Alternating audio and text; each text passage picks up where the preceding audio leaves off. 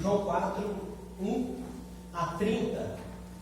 Nós vamos ver, na verdade, eu vou ler apenas algumas partes do texto, um texto longo, e eu gostaria que você pudesse acompanhar comigo aí a leitura da palavra de Deus. Eu gosto muito de pregar nesse texto, já preguei nesse texto várias vezes. E toda vez que eu prego nesse texto, eu sempre acho algo novo, impressionante. Como a palavra de Deus é viva, né, e poderosa. Eu chamei aqui o Marcelo, o Micael, porque eu acabei de estudar a matéria de mestrado em São Paulo sobre João, né? E o nosso professor pediu para pregar 3 textos em João na nossa igreja e pediu para 2 irmãos da igreja analisarem a nossa pregação e mandar para ele.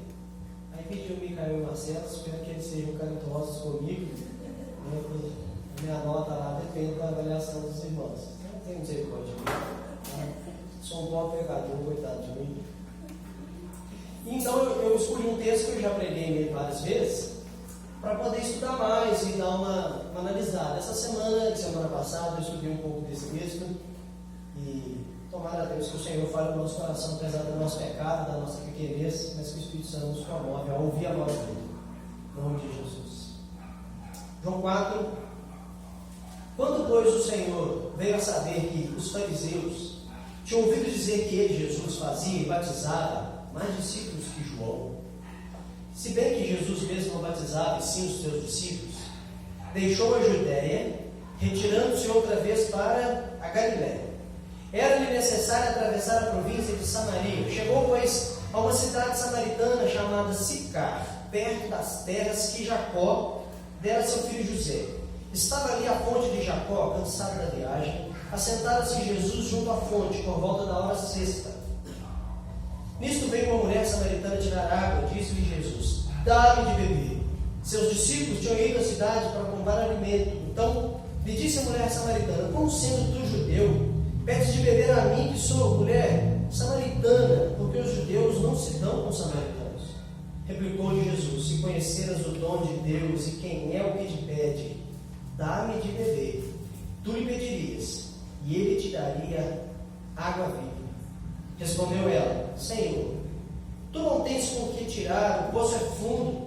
Onde, pois, tem a água viva? És tu, porventura, maior do que Jacó, nosso pai, que nos deu o poço, do qual ele mesmo bebeu, e bem assim seus filhos e seu gado? Afirmou-lhe Jesus: quem beber desta água tornará a ter sede. Gostaria que você pudesse ler o 14 comigo.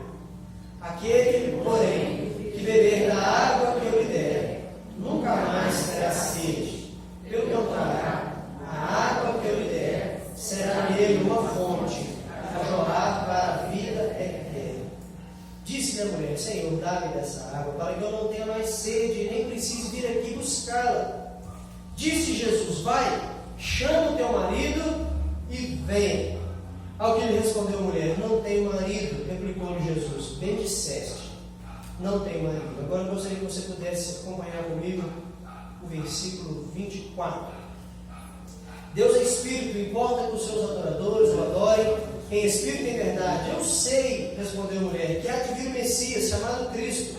Quando ele vier, nos anunciará todas as coisas. Disse-lhe Jesus: eu o sou, eu que falo contigo. Senhor, eu quero que o Senhor fale no nosso coração, é a minha petição a Ti, pois nós não merecemos, mas o Senhor é bom e nós confiamos em Tua bondade mais uma vez. Fala conosco, Pai, em nome de Jesus. Amém. Irmãos, nós estamos caminhando nessa série de mensagens sobre o Cristo, né? E eu escolhi esse texto pelas várias razões que eu já disse em um pregado, mas também porque eu encontro aqui Jesus fazendo algo muito superior do que as pessoas costumavam ver na época. Eu me lembro que eu preguei esse texto esse ano num acampamento de carnaval para adolescentes. Foi uma experiência muito interessante que eu preguei para 450 adolescentes. Eu acho que nunca mais teria coragem de uma feitura dessa, né? E os meninos assim estavam lá, e tinha um bem mais novo sentado na frente assim, ele era até filho de pastor. E aí eu comentei assim: porque Jesus aqui, ele dá uma palavra para essa mulher, e essa mulher estava com, e eu procurando a palavra, e ele respondeu: capeta. Eu falei: não, realmente todo mundo riu demais. Mas se a gente for parar para pensar, irmãos, a palavra de Deus diz que ninguém pode servir a dois senhores. Ou nós servimos a Deus, ou nós acabamos sendo servos do mal. E essa mulher ainda não conhecia a luz, e era uma serva do reino das trevas. Mas o modo com que Jesus entra em cena nesse livro é algo fantástico, porque ele encontra, a gente encontra uma mensagem no capítulo 3 de Jesus conversando com Nicodemos, e depois que Jesus conversa com Nicodemos, um homem totalmente diferente da mulher samaritana. Nicodemos era um judeu, mestre em Israel, sábio de vários assuntos, mas não sabia como nascer de novo. E a mulher samaritana é outra pessoa, ela não é judia, ela é samaritana, ela é mulher.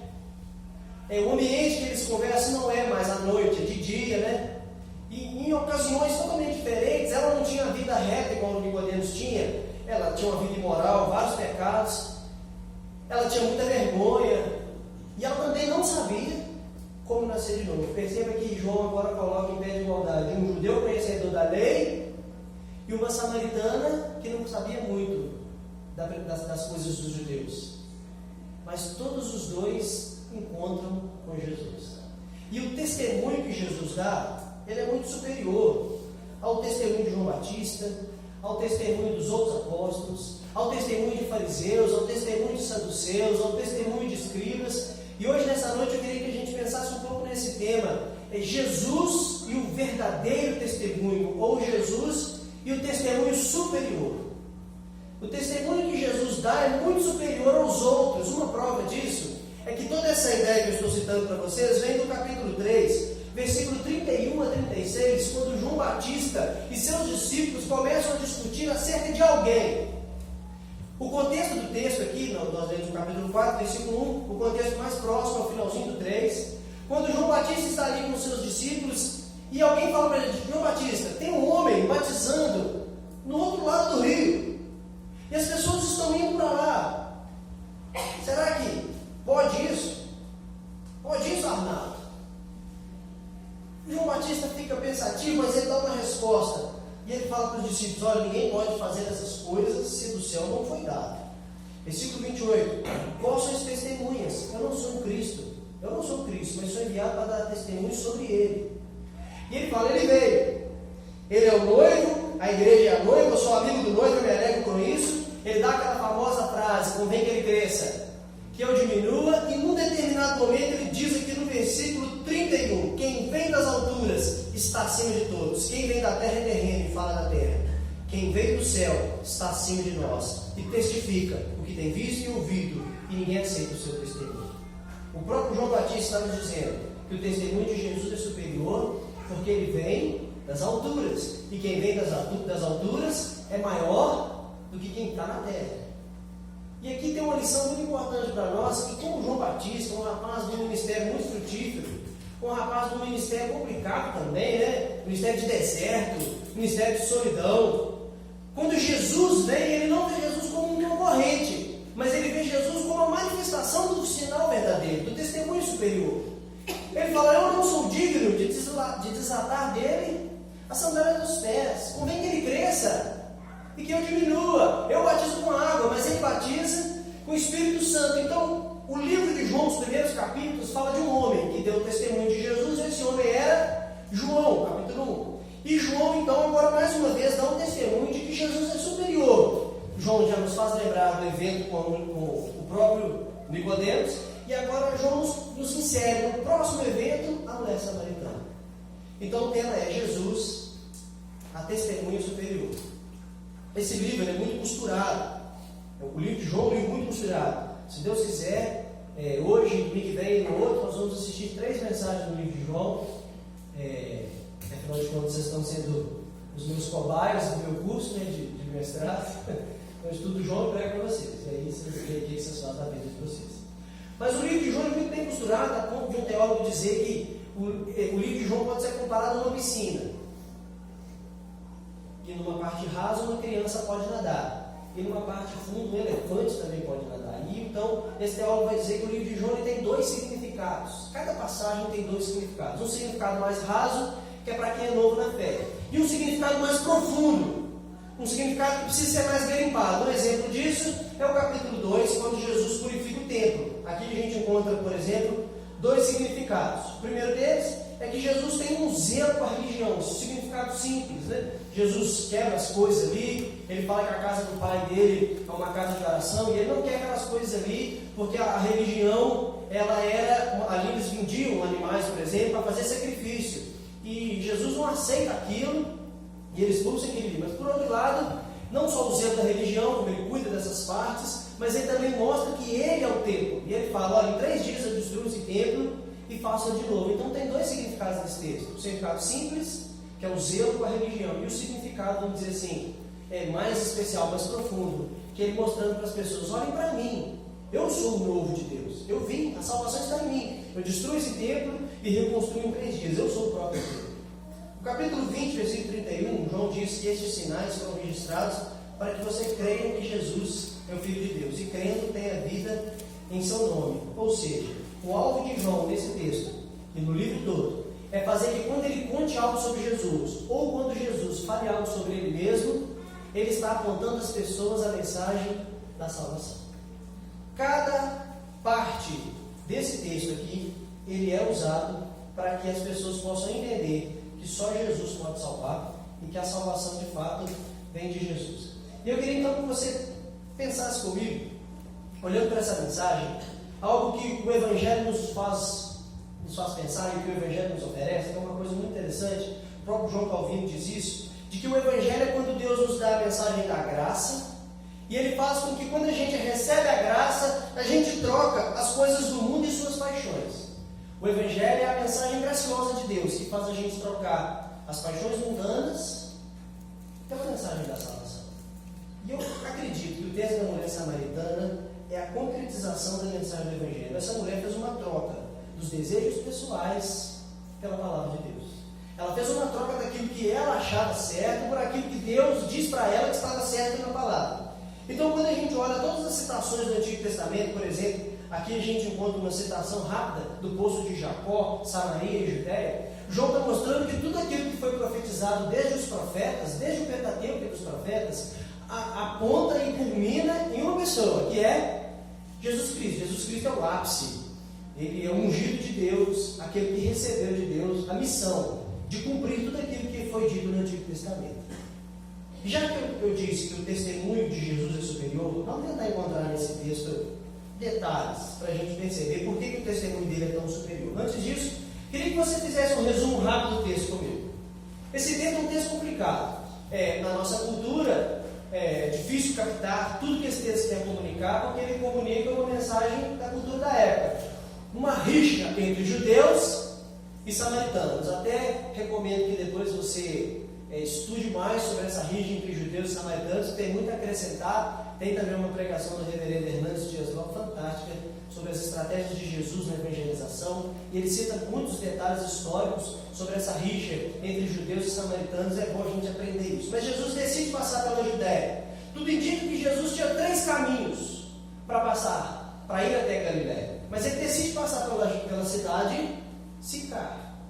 Jesus não precisava ter passado pela cidade de Sicar. Vários estudiosos dizem que o melhor caminho, o mais confortável e o mais rápido seria passar a margem do Rio Jordão. Mas Jesus faz um desvio de rota. E esse desvio de rota que Jesus faz é muito importante a gente observar no próprio contexto do texto. Não sei se você já percebeu nesse texto aí, mas o apóstolo João ele tem uma sabedoria diferente dos outros apóstolos, que ele coloca as notas explicativas no texto. Os outros evangelistas não fazem isso, ele põe. Ele coloca que Jesus teve fome e teve sede e parou para beber água. E os seus discípulos tinham feito o quê? Saíram para comprar alimento. Ele faz essa inserção. Saíram para comprar alimento. Na medida que os discípulos saem para comprar alimento, Jesus fica só, a sós, com a mulher samaritana. Jesus foge, provavelmente por causa do grande tumulto que estava dando o fato dos seus discípulos estarem batizando. Ele sai para lá, ele para perto desse lugar, os discípulos saem para comprar alimento, a mulher samaritana vem tirar água e ele fala para ela: minha mulher, dá-me de beber. Essa mulher olha para ele e fala: que é isso? Como sendo tu judeu, pede a mim, que sou samaritana, água para beber? Não pode. Nós temos um problema, e João diz isso: os judeus não se dão com os samaritanos. A palavra que ele utiliza para não se dão com os samaritanos é que, em hipótese alguma, eles conviveriam juntos. Então Jesus fala para ela: mulher, se você soubesse o dom de quem te pede, você que me pediria água, e eu lhe daria muita água. E essa mulher, então, ela pensa logo: então, dá-me dessa água. Se eu não preciso mais vir aqui buscar, os meus problemas estão resolvidos, eu quero essa água. Jesus fala para ela assim: então, chama teu marido e vem. O apóstolo João, irmãos, ele utiliza aqui pelo menos 3 textos do Antigo Testamento, seria Jeremias 2,13, Zacarias 14,8, Ezequiel 47,9, para mostrar já passagens do Antigo Testamento que refletem o caráter da água. A água no Antigo Testamento já comunicava muitas coisas. Prova disso é a festa dos tabernáculos, lá no capítulo 7 de João 37 a 39, que a festa dos tabernáculos, no último dia, era derramada água sobre o holocausto, para derramar sobre o altar de sacrifício, para que aquela água fosse queimada e fosse feito um sacrifício a Deus. Então a água ela tinha um valor muito importante para o povo. O próprio livro de Jeremias fala que o povo, o Deus é a fonte de água limpa, e eles cavaram águas sujas, poços de água suja para eles beberem, águas rotas. Então a água para o judeu ela tinha um significado espiritual, coisa que hoje nós não conseguimos enxergar assim mais. Mas essa mulher certamente sabia que o assunto da água é um assunto muito importante. E olha um detalhe importante: enquanto Jesus conversa com essa mulher, uma hora os discípulos voltam e veem Jesus conversando com essa mulher, e o texto fala que eles ficam admirados. Uma outra versão vai dizer que eles ficaram espantados. Era como se fosse algo que estava acontecendo ali, irmãos, algo de outro universo. Um rabi nunca conversaria com uma mulher, a sós, nunca. Samaritana, muito menos. Essa cena descrita em João, hoje a gente não consegue captar tudo que está sendo descrito aqui, mas era algo praticamente impossível de acontecer. Estava acontecendo. E os discípulos voltam e ficam pensando: mestre, come. Fala para ele: mestre, come. E Jesus fala: uma comida eu já tenho, é fazer a vontade do meu Pai. E os discípulos falam assim: será que alguém trouxe comida para ele? Nós não estamos sabendo. Percebe? Os discípulos totalmente fora do ar. João Batista falando que o testemunho dele é superior, a mulher compreendendo aquela mensagem a muito custo, samaritanos chegando, porque ela foi lá chamada, falou: olha, conheci um homem que acabou de falar tudo que eu faço. Será ele Cristo? Então as pessoas ficam aqui fuzuê, e os 12 discípulos não estão entendendo nada. E Jesus fala para eles: olha, vocês dizem que falta 4 meses para o campo estar pronto para ser ceifado. Mas eu digo para vocês: ergam os olhos e vejam. O que Jesus está falando aqui: não vejam com os olhos da carne, vejam com os olhos da fé. Vejam, os campos estão prontos para serem ceifados. Os discípulos não conseguem compreender o que está acontecendo. O discurso acaba, chega uma multidão de samaritanos com aquela mulher.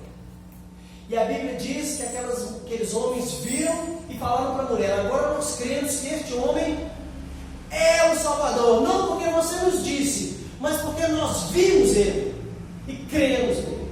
Então, se o alvo de João é escrever sobre Jesus para que, crendo nele, a gente tenha vida em seu nome, Jesus conseguiu fazer isso aqui com excelência no capítulo 4. Primeiro com a mulher, depois com aquela multidão que vem depois da mulher. E os discípulos fora de tom. Me preocupa, irmãos, às vezes pensar que eu acredito que nós podemos estar muito perto de Jesus e ao mesmo tempo muito longe. Os discípulos de Jesus por muitas vezes estavam muito perto. Eles viam coisas maravilhosas, eles ouviam palavras maravilhosas, mas eles estavam num tom completamente diferente. Eu fico imaginando Jesus falando: vamos para Galiléia. Ok, o caminho normal, passar pela beira do Rio Jordão.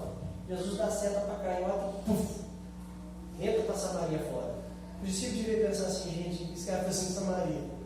Não temos nada em Samaria, samaritano não é gente para a gente conviver. Você pode ver que a parábola que ele conta de um homem que ajuda outro é a parábola do bom samaritano. Que mais irônico do que isso, impossível. Um judeu sendo abençoado por um samaritano, sendo que o fariseu e o mestre da lei cortam o caminho para não cuidar daquele homem que está doente. Jesus é muito esperto, né? Jesus é o cara mesmo, ele sabe de tudo. E quando ele ilustra para nós essa realidade de ir para Samaria, é porque ele está dizendo nesse texto mesmo, que olha o tom de Jesus, olha o foco de Jesus e olha o foco dos discípulos. Por isso que o testemunho de Jesus é muito superior, a gente segue ele. Se a gente quer dar testemunho nessa terra, nós precisamos seguir o testemunho de Jesus, que ele sabe o que está fazendo. Se fosse eu e você lá, fazendo, não, Jesus, mas aí demora mais. Vamos tocar aqui no Rio Jordão, tem água, tem sombra. Nós vamos fazer em Samaria. Samaria era terra seca, terra árida, não tinha nada em Samaria. Mas tinha a mulher samaritana e aqueles samaritanos. E Jesus tinha que passar por lá. Quando a gente pensa nisso, o testemunho de Jesus ele vai se tornando cada vez mais superior. Ele sabia que o Pai lhe deu algo a fazer, ele tinha que fazer. Eu queria que a gente pudesse ver aqui rapidamente duas razões pelas quais o testemunho de Jesus é superior. A primeira razão está nos versículos 1 e 18, que o testemunho dele confronta. O testemunho de Jesus é superior a de João Batista, a dos apóstolos, inclusive o da mulher e nosso, porque o testemunho de Jesus, ele confronta. O que Jesus confronta nesse texto? Jesus confronta os próprios discípulos quanto ao que eles estavam fazendo naquele terra. Jesus confronta a mulher samaritana. Jesus provavelmente confronta os samaritanos que vão encontrar com ele. E o confronto de Jesus, ele está aqui em aspectos espirituais, claro, mas antes disso está em aspectos aí étnicos, religiosos, existenciais, materiais. Por quê? Vamos lá. Primeiro, é um confronto étnico-religioso, não em caráter só étnico, mas muito mais religioso. O problema de judeu e samaritano era um problema de muitos anos antes. Existe um teólogo muito bom, estudar ele, muito contemporâneo, é o Bale, e ele disse que os samaritanos construíram um templo no Monte de Gerizim por volta de 400 anos antes de Cristo. E esse templo foi destruído pelos judeus em 128, porque havia uma rixa muito grande depois de uma miscigenação de povos. E os samaritanos e os judeus brigavam sobre onde deve ser a adoração. Até que os judeus tacaram fogo no monte, no templo em Gerizim, no templo dos samaritanos, para acabar com esse problema. Então, o problema deles era muito sério. Era como se fosse um jogo de Boca Juniors e River Plate, coisa muito séria. O pau quebrado. Apesar que outro dia eu vi uma reportagem que as torcidas mais rivais do mundo, acho que são duas torcidas no Irã, eu vi um negócio assim, que não tem a ver só com o jogo, mas são duas religiões, são duas torcidas, dois times e duas religiões. E quando o time joga, o pau quebra desembalado. Eu fico imaginando quem ganha, né? A religião dirá a hora, a de cá a hora. Apesar de que se oração ganhasse jogo, a Bahia não perdia nunca, né? Tem cada vela que eles acendem. Ok, esquece o que eu falei, vamos lá. Anota isso não, irmãos, ele pode. O templo é destruído, acontece um problema, bem que nos diz que os judeus pensavam que o samaritano comunicava impureza, se encostar numa saliva, onde eles sentavam, onde eles montavam, um cavalo, por exemplo, um camelo que eles montavam, o xixi deles, a saliva deles, nada era puro, não podia encostar, não podia chegar perto. E Jesus pede para a samaritana: minha filha, dá-me de beber. Essa mulher vê esse cara sozinho, perto dela, e ouve essa palavra, dá-me de beber, num contexto desse. Jesus está fazendo um confronto aqui social muito grande. Jesus está quebrando aqui barreiras étnico-religiosas e sociais muito grandes. E a gente precisa entender que o fato dele chegar para essa mulher, ele está dizendo aquilo que a palavra de Deus nos diz, que para Deus não há acepção de pessoas, não há judeu, nem grego, nem cita, nem bárbaro, nem livre. Todos somos batizados em um só Senhor, em um só sangue, uma só fé. Temos um só Pai, um só Senhor de todos. E Jesus se mostra então ali perto, companheiro daquela mulher, e ele fala: dá-me água. E ela fala assim: se o Senhor, ele fala assim, mas se você estivesse pedindo água, eu te daria água viva. E ela fala: como? Se o Senhor não tem nem balde para pegar água. Ele fala: a água que eu tenho para dar é água viva. E ela fala: és tu porventura maior do que Jacó? Agora essa mulher muda de cultura para religião. E ela fala para Jesus: sabe de quem é esse esposo aqui? Esse esposo aqui foi Jacó. Jacó foi esse esposo, os filhos dele beberam, os seus animais beberam, o seu gado bebeu, os seus filhos, netos, bisnetos beberam, e até hoje nós estamos aqui bebendo da água de Jacó. E Jesus fala para essa minha filha: a água que eu tenho para dar mata a sede de verdade. E ela jorra para a vida eterna. Essa água acaba, a que eu te dou não acaba nunca. Então ela cresce o olho. E ela fala para ele assim: mestre. Ela não fala mestre, né? Mas ela fala: eu quero dessa água. Então, o primeiro confronto, ele é étnico, ele é religioso, ele é social, porque Jesus mostra que ele é maior que Jacó, ele é maior que o judaísmo, ele é maior que aquele poço, ele é maior que a cultura. E eu queria te falar isso. Toda vez que você estiver testemunhando sobre Jesus, lembre-se disso, que Jesus não faz acepção de pessoas. Jesus não se importa se a pessoa é católica, espírita, bandista. Não, Deus não tem nada a ver. Ele não preocupa com esse tipo de coisa. O alvo de Jesus é a conquista de um coração. Se é branco, moreno, grego, argentino, sei lá o que é. Argentino é meio difícil, mas Deus conquista os argentinos também. Não importa que classe social essa pessoa faz, se ela é rica, se ela é pobre. Se Jesus entrou na caminhada dessa pessoa, ele tem um alvo no coração dessa vida, ela vai receber a salvação. Então a gente deveria parar de olhar as pessoas pela carcaça que elas comunicam, pela bagagem que elas trazem, e olhar para o coração necessitado delas. O testemunho de Jesus superior por isso, porque ele está lá com aquela mulher. Ele quebra a cultura dela, para fazer ela olhar para ele e falar: poxa vida, estou diante de alguém diferente. O testemunho dele é superior. Em segundo lugar, o testemunho dele é superior porque ele está baseado em questões existenciais. Jesus confronta a existência dessa mulher. Irmãos, eu costumo dizer que muitas vezes nós somos igual cachorro comendo comida quente, né? A gente lambe as beiradinhas, mas não dá a bocada no meio. E Jesus não. Jesus, ele dá a bocada no meio, que ele toca no ponto exato que tinha que tocar. Ele fala para ela: a água que eu te der vai saciar a sua sede. A ideia de jorrar para a vida eterna é uma ideia muito interessante. Essa ideia de jorrar é uma água que salta da terra. Ou seja, o que Jesus está dizendo aqui é um aspecto metafórico mesmo, de que a água de Jacó é uma água parada, uma água de poço, mas a água que ele tem é uma água de fluxo contínuo, é água corrente, é água limpa, que flui novo todos os dias. Então Jesus tira a água suja e velha por uma água nova, limpa, viva, que passa e limpa. É uma água violenta, ela vem mesmo, com torrentes do Negev, é isso que ele está dizendo. Uma água violenta, vivíssima, nova, uma água que não para de correr. Uma água que sacia de verdade as necessidades do nosso coração. E qual era o problema dessa mulher? Essa mulher ela não podia receber a água enquanto o pecado dela não fosse confessado, enquanto a vida dela não fosse transformada. E Jesus não fala para ela: você quer água? Veja que a cabeça dela é uma cabeça materialista. Ela é materialista nos relacionamentos. Ela se relaciona com um, não dá certo, ela se relaciona com o outro, não dá certo, ela se relaciona com o terceiro, não dá certo, ela se relaciona com o quarto, não dá certo. E ela já vai para o quinto relacionamento imoral dela. Ela é uma mulher materialista. Ela descarta as pessoas, ela descarta as coisas, ela tem um problema existencial e ela fala para Jesus: dá dessa água, porque ela fala: porque eu quero receber a salvação?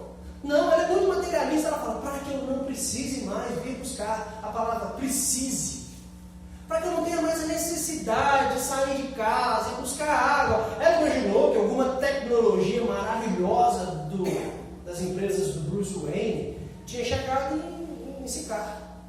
Agora, gente, é água vaporizada dentro de casa, sei lá o que aconteceu, a água é diferente. Eu não preciso mais sair de casa para ter água, a água dentro da minha casa, Copasa, chegou aqui. Que fantástico, gente, essa mulher ficou maravilhada. E Jesus falou assim: claro que eu te dou água, eu tenho o que você precisa, só lhe falta uma coisa, chame seu marido e venha. Ela responde: eu não tenho marido.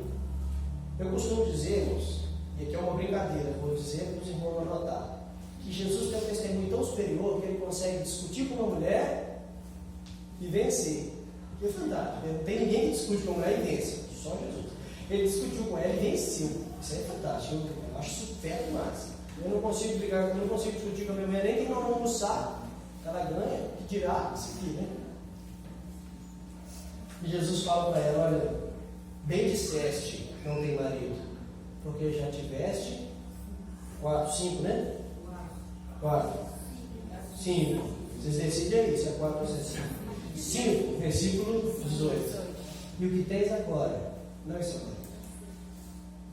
Gente, o confronto de Jesus é existencial, porque a salvação não te pega antes de Jesus não tratar do seu coração. Aqui acontece uma análise maravilhosa da vida dela. Ela acha que ela ia conseguir tapear mais um. Ela acha que ela vai conseguir enganar mais um.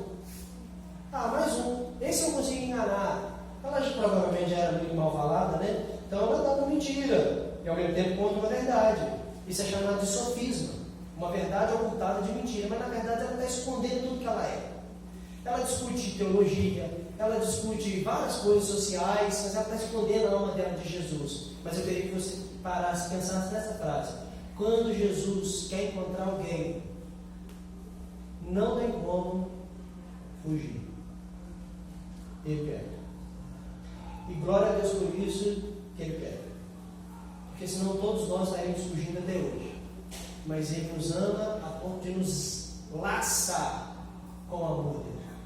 E Ele pega essa mulher e Ele fala para ela assim: bem disseste, que a sua vida está toda errada. Você tem um cara que você se relaciona com ele, você vive tumultuado com ele aí na sua rotina, e você não casou com ele. Você precisa dar um jeito na sua vida.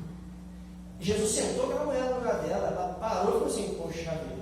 Não é à toa que ela comunica o seguinte: vejo que tu és profeta. Ela falou: realmente estou diante de alguém super diferenciado.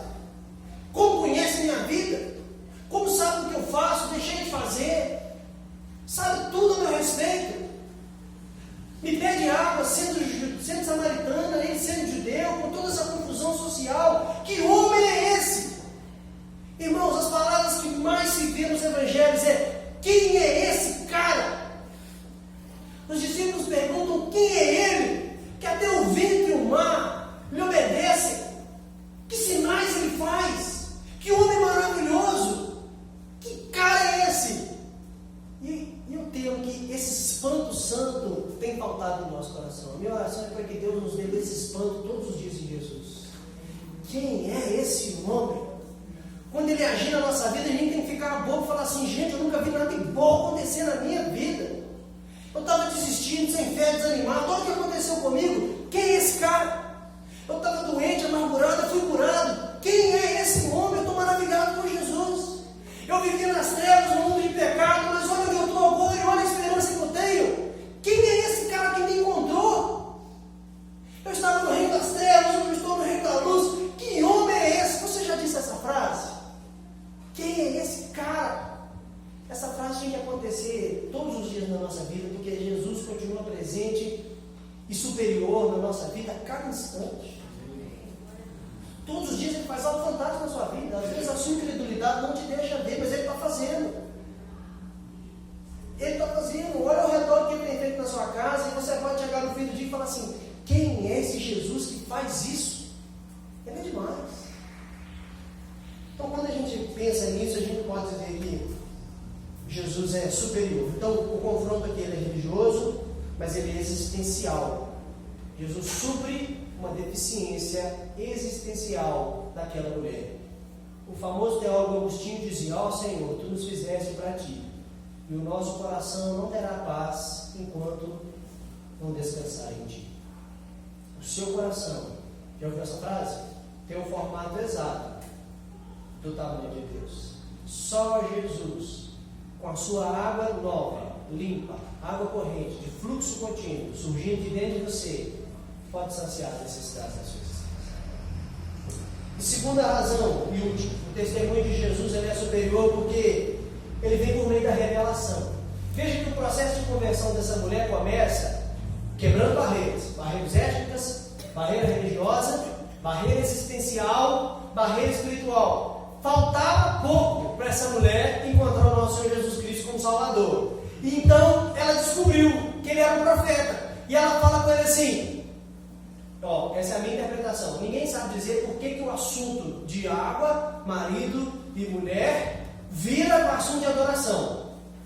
Eu li vários teólogos essa semana e nenhum deles chegou num consenso. Vou dar a minha opinião. Eu acredito que essa mulher percebeu a situação, Ela olhou para Jesus, viu que ele era um homem diferenciado, então ela percebe que, já que ele tem uma visão profética das coisas, ela pergunta para ele o grande dilema que sempre existiu entre judeus e samaritanos. Ela volta ao dilema religioso. E ela fala: Senhor, adora-se em Gerizim ou em Jerusalém? Ela retoma tudo, ela começa tudo de novo. E Jesus fala assim: olha como que Jesus é cirúrgico. Se fosse cada um de nós lá, a gente já tinha se perdido com essa mulher. Eu não sei, o que o senhor pastor diz? Eu não sei, vamos pesquisar. Não, a gente ficaria maluco tentando uma resposta teológica para essa dona. Jesus é cirúrgico, ele fala para essa: olha, minha filha, não é nem lá, nem cá. Ele bate nos judeus e bate nos samaritanos. Um livro escrito para judeus, imagina. Os judeus lêem isso aqui, João escreveu, os judeus lêem. Não é em Jerusalém? Ué, é onde? Ele responde: é em espírito e em verdade. Porque Deus é espírito e ele requer que seus adoradores o adorem em espírito e verdade. Não tem a ver com o lugar, tem a ver com a postura. Não tem a ver com o método, tem a ver com a honestidade. Pode ser na minha casa, contanto que seja real e que seja verdadeiro. Então não é nem em Gerizim, não é nem em Jerusalém. E ela vira e fala assim: ok, Deus é Espírito? Eu sei que um dia virá o Cristo explicar para nós essas coisas. Então essa mulher vai crescendo, ela vai crescendo em conhecimento, até que ela chega num ponto que Jesus acaba com o enigma. E ele fala para ela assim: olha, eu sou, eu que falo com você, eu sou. O que acontece com ela? Pode ler na Bíblia. Deixando o seu cântaro, correu para a cidade e disse aos discípulos que estavam lá, disse para aqueles homens da Samaria: gente do céu, babado novíssimo aconteceu agora no poço de Jacó. Vocês não estão sabendo o que aconteceu agora. Já viu no Twitter? Aconteceu babadíssimo. Mais recente que o Gugu liberado. Aconteceu babadíssimo. Aconteceu agora.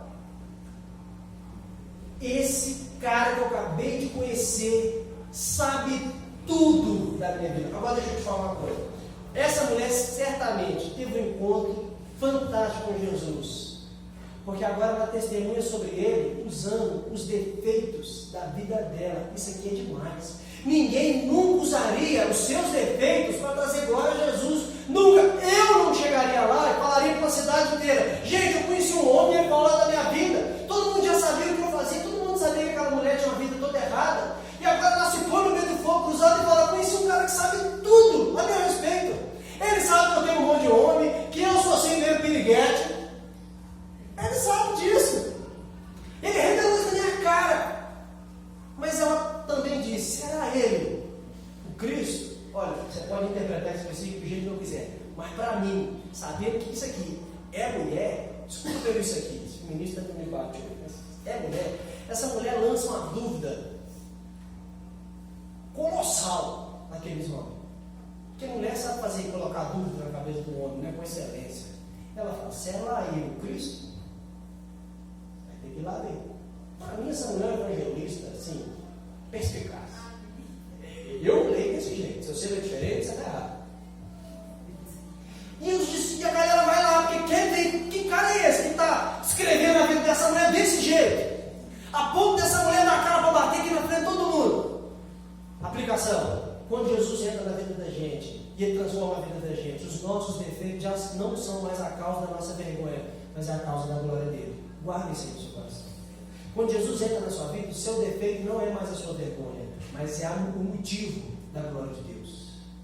O seu defeito agora é o motivo da glória de Deus. Jesus te amou, sendo você tão pecador.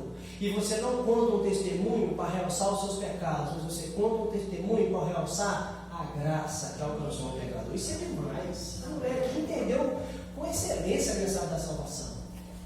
E o texto diz que volta aquela turma toda e todo mundo se converte.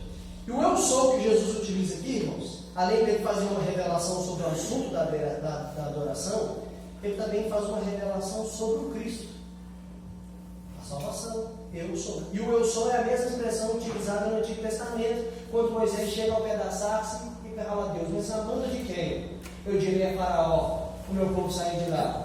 E Deus fala para Moisés: Moisés, diga que o eu sou te enviou. Jesus fala para aquela mulher: eu sou. E aquela mulher que conhecia muito bem o Pentateuco descobre: esse cara é Deus. Ele é o Filho de Deus enviado na terra. Depois eu conversando com ele: gente, se eu fosse eu, entrava em piripaque. Se eu fosse eu, sou eu. Se eu fosse ela, se eu fosse eu entrava em piripaque igual Chaves. És tu o prometido? Ela fala: eu sei que vai vir um. Ele fala: é eu, minha filha. É eu mesmo. Igual aquele homem que faz vender o gás. É eu. Aí, já viu? Ele falou para ela: sou eu. O eu sou está diante de você. Ela deixa o cântaro cair. Mais uma vez, eu vou fazer uma interpretação da minha conta. Quando a minha conta isso aí. Ele fala: ela deixa o cântaro. Ela entendeu que a água que ela precisava, ela já tinha. A ponto daquela água que ela tanto precisava para ela buscar, ela deixou o cântaro para lá. Quando a gente recebe Jesus na vida da gente, as nossas prioridades mudam. Ela deixa o cântaro lá, para ela não faz uma diferença ter buscado aquela água para matar a sede dela, porque ela acabou de beber a água da vida. Como diz aquele cântico evangélico: fui no Tororó, beber água, não achei, mas o meu Salvador encontrei. É o que essa mulher cantava. Ela sempre fala que conheceu uma morena, né? Não, você é crente até, conhecer morena, só se for casar com ela. Gira na terra aí, varão. Essa mulher encontrou Jesus, foi buscar água e encontrou a água da vida. Olha que bênção, porque Jesus decidiu passar por Samaria.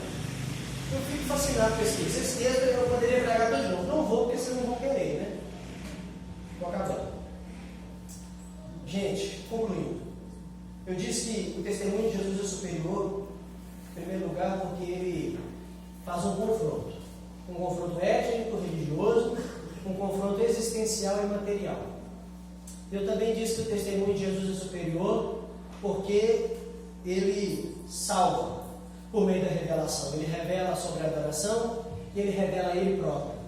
E é bom que você entenda isso, que você nunca conheceria Jesus Cristo se ele não tivesse se revelado para você. Quando ele pergunta para Pedro: e você, quem diz que eu sou? Pedro diz: tu és o Cristo, o Filho do Deus vivo. E Jesus fala para ele assim: Pedro, você sabe disso, não é por carne e sangue, mas o meu Pai que está no céu te revelou essa verdade. Quando Jesus abre os seus olhos e revela a você, você entende. Conclusão: a mulher teve um encontro, vai à cidade, chama esses homens também encontram Jesus. Veja que enquanto os judeus perseguiam Jesus, os samaritanos imploram para ele ficar lá mais de 3 dias. Eu fico pensando assim: qualquer profeta da época, qualquer fariseu da época ia ficar louco de raiva com Jesus, fazendo: o que esse judeu foi fazer em Samaria, falar que ele é o Filho de Deus, salvou essa turma e está 3 dias comendo com esse povo, dormindo na casa desse povo. Sendo que na época o judeu dizia que não podia nem encostar no samaritano que ficava impuro. Jesus prega para eles e fica 3 dias com eles. 3 dias! Gente, é muita coisa 3 dias com a pessoa. Não é não? 3 dias seguidos, direto, 24 horas. Dá para você aprender muito. E Jesus respira aquelas pessoas ali. E a grande lição é que os seus discípulos estavam fora de tom. Eu fico imaginando esses 3 dias, como que os discípulos de Jesus se comportaram em Sicar. Eles ficaram loucos, eles saíram de lá com ansiedade, depressão, tensão. Eu estou para te falar que até TPM eles tiveram. Eles ficaram malucos, porque eles eram judeus mesmo, conhecedor da lei. Para eles, estar em Samaritana era uma loucura, doideira para ali. Jesus falou: não ergue os olhos, vamos fazer uma colheita agora. Aí vinha o aquele bando samaritano. Eles disseram: não, Jesus, falta 4 meses para dar a colheita, não são os tontos. Olha o maquininho chegando, a mulher, eles não estão entendendo essa mensagem. Volto a dizer: quantos de nós caminhamos com Jesus perto, mas estamos tão longe do que Ele quer fazer? Estamos tão longe do que Ele está fazendo. Estamos entendendo nada do que Ele está fazendo. A gente perde tempo comprando comida. Vamos comprar um alimento. E Jesus: que comida, gente? Vocês é doido? Olha aqui a mulher na minha frente, olha esse povo precisando de mim. A minha comida vai ser vontade do meu pai e os discípulos: será que alguém trouxe comida para ele? Os crentes são gamona. Mas é tonto. Enquanto a gente prestar atenção na missão do reino, no chamado de Deus, nas pessoas ao nosso redor precisando da palavra, a gente perde o nosso tempo com bobagem.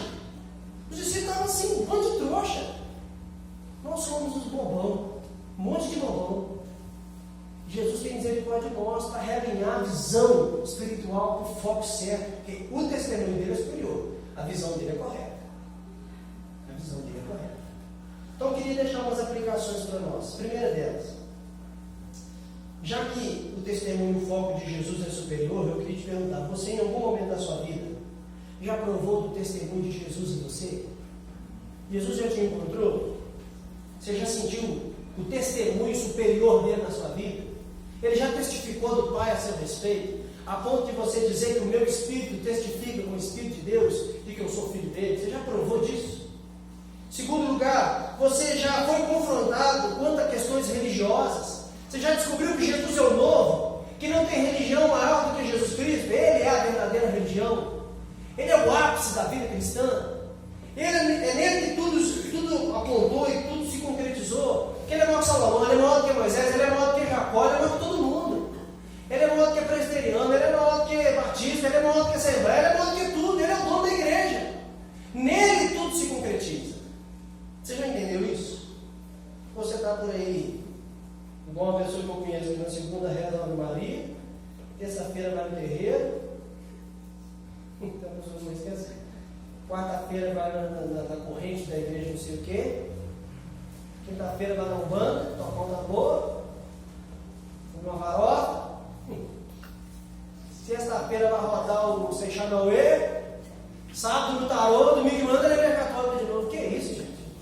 Essa pessoa, quando orar nela, tem que sair de 10 em 10 porque não dá trânsito. Pensa, você está fixado em religião ou você está fixado em Jesus? Outra coisa, Jesus já confrontou a sua existência. Você sabe por que você existe? Ou você está por aí correndo atrás de um homem? Nossa, cara, possível e coloca. Você está por aí correndo atrás de mulher? Coloca. A sua vida só vai ter sentido se você tiver aquela promoção no emprego. Que isso? A sua vida só vai ter sentido se a sua igreja, pá! Se não sei o que, não, a sua vida já tem sentido. Porque Jesus é a água da vida que flui do meu interior e jorra para a vida eterna. O nosso problema, o problema do coração, é o coração do problema. O nosso problema é existencial. E você não vai substituir a necessidade do seu coração por nada material desse mundo. Nem com pessoas. Ninguém vai suprir o seu coração. Ninguém vai tampar o buraco da sua alma. Só a água viva pode fazer isso. Amém. Você já foi confrontado assim? E descobrir que não é isso que eu preciso para ser feliz. Eu preciso... Você pode falar o que você precisa? De Jesus, o testemunho dele é superior. Ele se revelou como Salvador para nós, de uma maneira pessoal. Ele é o grande eu sou. Essa mulher conhecia o Pentateuco, ele falou para ela, eu sou o grande eu sou. Mas para aquele que estava chorando, ele fala, eu sou o Consolador, eu sou o que enxuga as suas lágrimas. Para aquele que tem fome, ele é o pão da vida. Ele se revela de uma maneira pessoal para você. Isso é fantástico, ele é um Deus tão grande, mas ele se revela dentro das suas necessidades para que você veja ele como Salvador. Ela sabia do Pentateuco, ele fala para ela, beleza, eu sou o grande eu sou, creio em mim? Creio. Glória a Deus. E você? Qual é a sua necessidade? Ele já se revelou para você, você conhece ele como Salvador da sua alma? Por fim, agora se você já conhece o Senhor, já passou por todos esses passos que eu já falei, você está caminhando no mesmo tom e na mesma direção do Salvador? Ou será que você está preocupado com tantas coisas aí, que Jesus está dando seta para o outro lado, e a gente tem que puxar o freio de mão com o cavalinho de pau e ir atrás dele? Agora, faça isso antes que ele saia da reta, aí você não sabe nem onde ele está mais. Ele vai seguindo o caminho dele, e os discípulos fiéis ouvem a sua voz e seguem ele. Qual é o tom que você tem tomado na sua vida? A sua vida cristã está nos mesmos tons, nas mesmas toadas de Jesus? Você tem dado certo onde ele deu? Você tem parado onde ele parou? Você tem andado onde ele andou? Ou você tem colocado a sua vida num caminho meio diferente? Quando ele fala alguma coisa, ele fala assim, peraí, era isso mesmo? Era com essa mulher que tinha que estar conversando? Mas não estou entendendo. Porque tem misericórdia de nós para a gente entender o que ele está fazendo. E ir atrás dele fazer exatamente o que ele já fez. Isso significa que a gente tem que falar do amor dele para outras pessoas. Essa foi a prioridade dele aqui nessa terra. E deve ser a nossa também. Isso por todo mundo. Prega o Evangelho a toda criatura. E estarei contigo todos os dias, até a consumação dos séculos. É isso que ele fez. É isso que ele mandou a gente fazer. E por que a gente tem gastado o nosso suor naquilo que não é pão? Diz a Bíblia. Eu espero que nessa noite você tenha encontrado do testemunho superior aí onde você está, porque eu recebi daqui, que Deus é bom, e a misericórdia dele